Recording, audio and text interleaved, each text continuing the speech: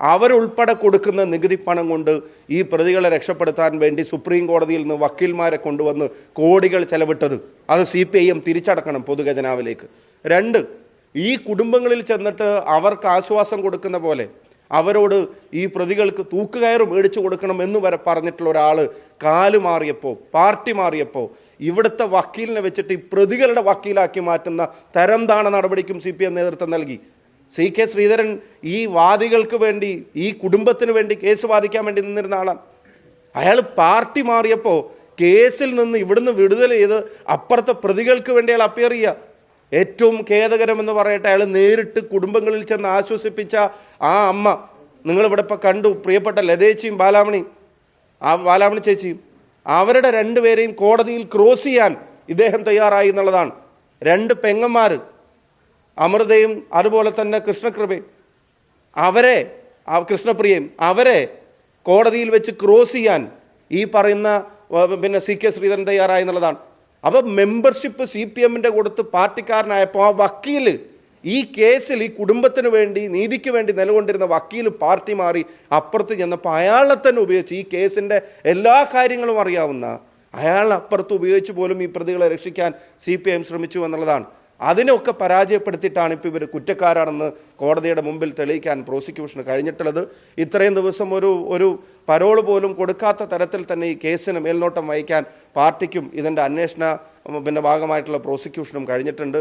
Advocate Bobby Joseph അദ്ദേഹത്തിൻ്റെ കൃത്യമായ ഇടപെടൽ ഞാൻ ബാബുരാജ് വക്കീലിനെ പോലുള്ള ആളുകൾ അവിടെ നിന്ന് പറഞ്ഞു കേട്ടിട്ടുണ്ട്. കോടതി മുറിയിൽ ഇത്രയും കാലം ഇവർക്ക് വേണ്ടി വാദിച്ചിരുന്ന CK ശ്രീധരൻ അപ്പുറത്ത് ചെന്നിട്ട് ഇവർക്കെതിരായിട്ട് അവരെ ക്രോസ് ചെയ്യുന്ന സാഹചര്യം കണ്ണീരോടെയാണ് ആ അമ്മമാരും അതുപോലെ തന്നെ ആ സഹോദരിമാരും കോടതിയിൽ നേരിടേണ്ടി വന്നത്. അപ്പോൾ അത്തരം എല്ലാ ശ്രമങ്ങളെയും അതിജീവിച്ചിട്ടാണ് ഇത് തയ്യാറായത്. പിന്നെ ഒരു തരത്തിലും ഈ വിധിയിൽ ഇവിടുത്തെ ഗവൺമെൻറ്റിനുമായിട്ട് ബന്ധപ്പെട്ട അന്വേഷണ സംവിധാനങ്ങൾക്ക് ആശ്വസിക്കാൻ ഒന്നുമില്ല. കാരണം അന്വേഷണം CBIക്ക് വിടുമ്പോൾ പുറത്തിറക്കിയ വിധിയിൽ തന്നെ ഹൈക്കോടതിയിൽ നിന്ന് പറയുന്നത് ഈ അന്വേഷണം പ്രോപ്പർ അല്ല, എഫക്റ്റീവ് അല്ല എന്നുള്ളതാണ്. മാത്രമല്ല കുഞ്ഞിരാമനെ പോലുള്ള ആളുകളുടെ പങ്ക് ഇവിടുത്തെ കേരളത്തിലെ പോലീസ് അന്വേഷിച്ച സമയത്ത് ഒരു ഘട്ടത്തിലും പുറത്തു വന്നിരുന്നില്ല. ആ പേര് പോലും ഉണ്ടായിരുന്നില്ല. ഗൂഢാലോചനക്കാരെ മുഴുവൻ രക്ഷിക്കാനുള്ള ശ്രമമായിരുന്നു അന്നത്തെ അന്വേഷണ സംവിധാനങ്ങൾ നടത്തിയത്. അപ്പോൾ CBI അന്വേഷണത്തെ കുടുംബം ആവശ്യപ്പെട്ടതുകൊണ്ട് കോടതിയിൽ സിറ്റിങ്ങിന് ലക്ഷങ്ങൾ എണ്ണിക്കൊടുക്കുന്ന വക്കീലുമാരെ കൊണ്ടുവന്നിട്ട് അതിനെ അട്ടിമറിക്കാൻ ഗവൺമെൻറ് നടത്തിയ ശ്രമങ്ങളെ അതിജീവിച്ചിട്ടാണ് ഈ അന്വേഷണം മുന്നോട്ട് പോയത്, ഈ വിചാരണ മുന്നോട്ട് പോയത്. അതിൽ സാക്ഷികളായിട്ടുള്ള ആളുകൾ 150-ലധികം ആളുകൾ, അവരുടെ ക്രോസ് വിസ്താരം, ഇതെല്ലാം കൃത്യമായിട്ട് നോക്കാൻ കഴിഞ്ഞു. ഇനി കടുത്ത ശിക്ഷ ഈ പ്രതികൾക്ക് കിട്ടണമെന്ന് കേരളം ആഗ്രഹിക്കുന്നു. ഈ പാർട്ടി തിരക്കഥയിലും സംവിധാനത്തിലുള്ള കൊലപാതകങ്ങൾ അവസാനിക്കണമെന്ന് ആഗ്രഹിക്കുന്നു. ഷുഹൈബിൻ്റെ കേസിൽ ഉൾപ്പെടെ ഉണ്ടായത് എന്താണെന്ന് നമുക്കറിയാം. ഖജനാവിൽ നിന്ന് ഈ പണം ചെലവഴിച്ചതിന് കേരളത്തിലെ ജനങ്ങളോട് മറുപടി പറയണം.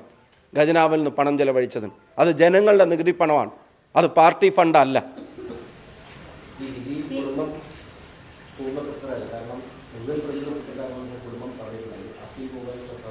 അത് തീർച്ചയായിട്ടും വേണ്ടിവരും. കാരണം പ്രതികളെ പുറത്തേക്ക് രക്ഷപ്പെടുത്താൻ ശ്രമിച്ച ആളുകൾ, പ്രതികളെ അവിടുന്ന് സ്പോട്ടിൽ നിന്ന് രക്ഷപ്പെടാൻ ശ്രമിച്ച, വിദേശത്തേക്ക് കൊണ്ടുപോകാൻ ശ്രമിച്ച ആളുകൾ, തെളിവ് നശിപ്പിക്കാൻ കൂട്ടുനിന്ന ആളുകൾ, അത്തരം കാര്യങ്ങളിലേക്കൊക്കെ ഇനിയും വരേണ്ടതുണ്ട്.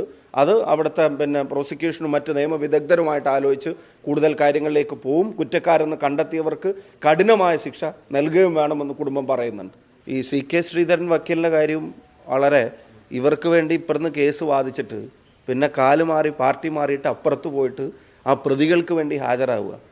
ഈ കുടുംബത്തിൽ ചെന്നിട്ട് അവരെ ആശ്വസിപ്പിച്ചതാണ്.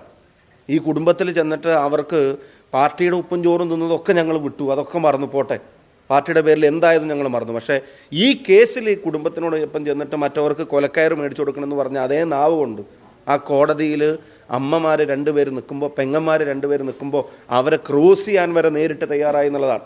വേറൊരു വക്കീലിനെ പോലും ഏൽപ്പിച്ചിട്ട് അവരെ കൊണ്ടല്ല, നേരിട്ട് ഇവരെ ക്രോസ് ചെയ്യാൻ വരെ തയ്യാറായി എന്നുള്ളതാണ്. എന്ന് വെച്ചാൽ പാർട്ടി നടത്തിയ കേസായതുകൊണ്ടാണ്. അപ്പുറത്തേക്ക് പാർട്ടി മാറുമ്പോൾ ചിലപ്പോൾ അവർ മുന്നോട്ട് വെച്ചിരിക്കുന്ന ഡിമാൻഡ് അതായിരിക്കും. ഈ കേസിൻ്റെ എല്ലാ വിശദാംശങ്ങളും അറിയാവുന്ന ആളല്ലേ ഇത് പൊളിക്കണമെന്നുള്ളത്. എന്നിട്ട് ഈ അമ്മമാരും പെങ്ങന്മാരും വരെ ക്രോസ് ചെയ്യുന്ന ക്രൂരതക്ക് CPM മെമ്പറായപ്പോൾ അയാൾ നേതൃത്വം നൽകി. എന്ന് വെച്ചാൽ പിണറായി വിജയൻ്റെ നിർദ്ദേശമായിരിക്കും, അത് പാർട്ടി നിർദ്ദേശമായിരിക്കും. അതിനെ വരെ അതിജീവിച്ചിട്ടാണ് ഈ വിധിയിലേക്ക് ഇത്രയെങ്കിലും വന്നിട്ടുള്ളത്. പിന്നെ ഇവിടുന്ന് വന്ന വക്കീൽമാരാരൊക്കെയാണ് നോക്കണം. നരേന്ദ്രമോദിയുമായി BJP-യുമായി ബന്ധമുള്ള വക്കീൽമാരാണ് അവിടെ വന്നത്. സുപ്രീം കോടതിയിൽ നിന്ന് പറഞ്ഞിറങ്ങിയത് CPM പ്രതികൾക്ക് വേണ്ടി. അതിൻ്റെ കൊടുത്ത പൈസ എങ്ങനെയാണ്? ആര് കൊടുത്ത നികുതി പണത്തിൽ നിന്നാണ്? ഈ കുട്ടികളുടെ കുടുംബം അടക്കം കൊടുക്കുന്ന നികുതി പണത്തിൽ നിന്നല്ലേ ഇവരിത് ഈ കേസ് നടത്താൻ ഉപയോഗിച്ച പൈസ CPM തിരിച്ചടക്കണം. എന്താ സ്റ്റേറ്റിന് അതുകൊണ്ട് എന്താ മെച്ചമുണ്ടായത്? സ്റ്റേറ്റിൻ്റെ ഏത് താല്പര്യം സംരക്ഷിക്കാനാണ് ഖജനാവിൽ നിന്ന് പണം ചെലവഴിച്ചത്? സ്റ്റേറ്റ് എന്ന് പറഞ്ഞാൽ CPM-ലെ ചില ഗുണ്ടകളാണോ? ഈ കൊലപാതക കേസിലെ പ്രതികളാണോ സംസ്ഥാനം എന്ന് പറയുന്നത്? സ്റ്റേറ്റിൻ്റെ പണം, ജനങ്ങളുടെ പണം ചെലവഴിക്കുമ്പോൾ സംസ്ഥാനത്തിന് ഗുണമുള്ള കാര്യങ്ങൾക്ക് വേണ്ടിയായിരിക്കണം. ഇവിടെ എവിടെയാണ് അത്തരത്തിൽ ചെലവഴിച്ചിട്ടുള്ളത്? ഈ കൊടും ക്രിമിനലുകൾക്ക് വേണ്ടി ചെലവഴിക്കാനുള്ളതല്ല ജനങ്ങളുടെ നികുതി പണം. അത് ഖജനാവിലേക്ക് തിരിച്ചടക്കാൻ തയ്യാറാവണം. ഇവരുടെ ഗുണ്ടകൾക്ക് വേണ്ടി ചെലവഴിക്കാനല്ല ജനം നികുതി കൊടുക്കുന്നത്.